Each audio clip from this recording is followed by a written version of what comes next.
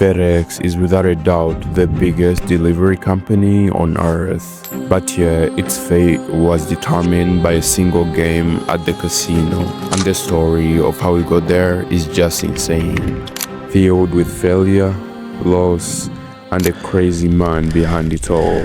Frederick Smith was a young, ambitious kid, but he ended up building the biggest shipping company on earth. The history of FedEx is one like no other, where the founder stopped at nothing to make his business work.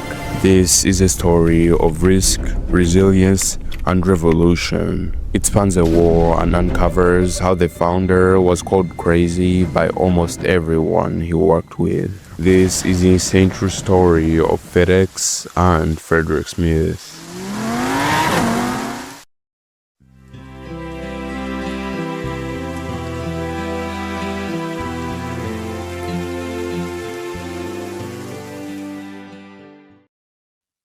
In 1944, Frederick Smith was born into a wealthy family. His father, James Frederick, was a successful entrepreneur who owned two successful businesses. But in 1948, when Frederick was only 4 years old, his father tragically passed away. Shortly after, Smith contracted a disease, rendering him unable to walk properly. As a result, he was raised by his mother and uncles. A few years later, at age 10, he was finally able to walk properly. With his legs fully functional, he could pursue his passion of flying planes, something that had always been his dream. And by age 15, Smith was flying small planes over his town in Marks, Mississippi. One day, in his economics class, he was told to write a paper on what could be a billion-dollar idea for homework. So he spent the entire night very enthusiastically writing about a system where packages could be delivered overnight. Because back then, shipping companies relied on a postal service, which was very slow and inefficient, with Smith proposing that if one company controlled the planes, trucks, and logistics, overnight delivery could be possible. Little did he know this simple idea would later on make him billions.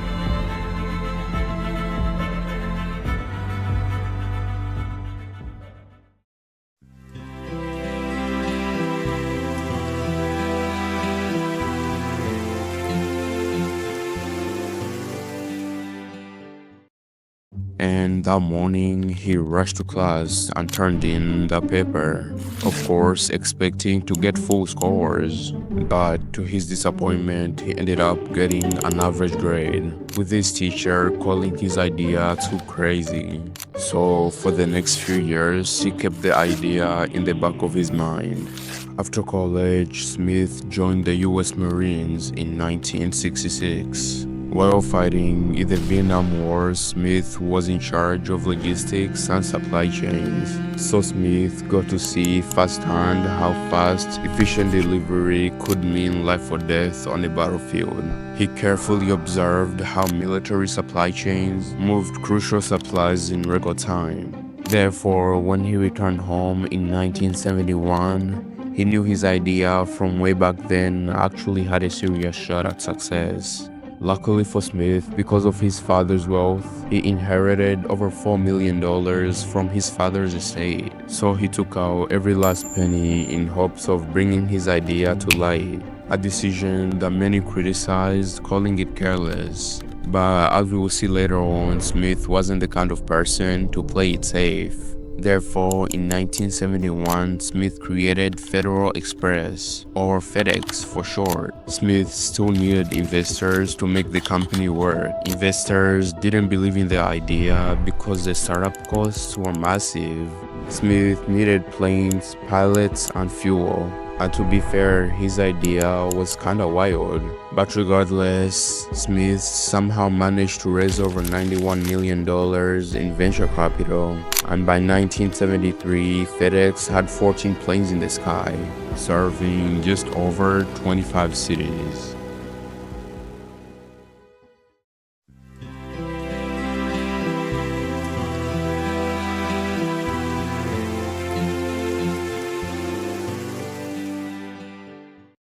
From the front, the company was looking good, but behind the scenes, this wasn't the case at all. Because of the oil crisis in 1973, it was getting more and more costly to keep the planes in the sky, and this only became more evident as the company started losing over $1 million a month. Therefore, investors were quickly pulling out, and soon it looked like the company would have to close.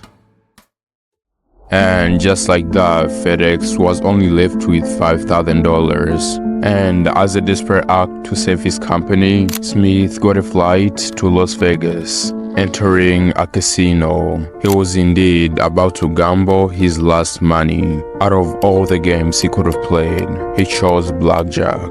See, games at the casino are designed to make you lose as much money as possible, and in particular, blackjack, the game he was now playing. And despite the odds being against him, Smith walked out that night with $32,000. Of course, this wasn't enough to run the company, but it was just enough to keep FedEx alive for one more week. So he used this time to prove that he could indeed make a profit. The investors finally saw his idea for what it was, and by the end of the week, Smith secured over $11 million in new funding. By 1977, FedEx was still struggling, and the investors were still skeptical. So Smith needed to figure out how to make this business profitable and fast. Thankfully, a few weeks later, Congress deregulated the airline industry. Before this, airlines were heavily restricted. Companies like FedEx weren't allowed to fly their aircraft beyond specific routes, and they had to rely on commercial airlines to transport packages. This caused delays, inefficiencies, and a higher cost. Finally, after the deregulation, FedEx could buy bigger planes and fly them wherever they needed. They could transport more packages at a lower cost. Therefore, the company turned profitable.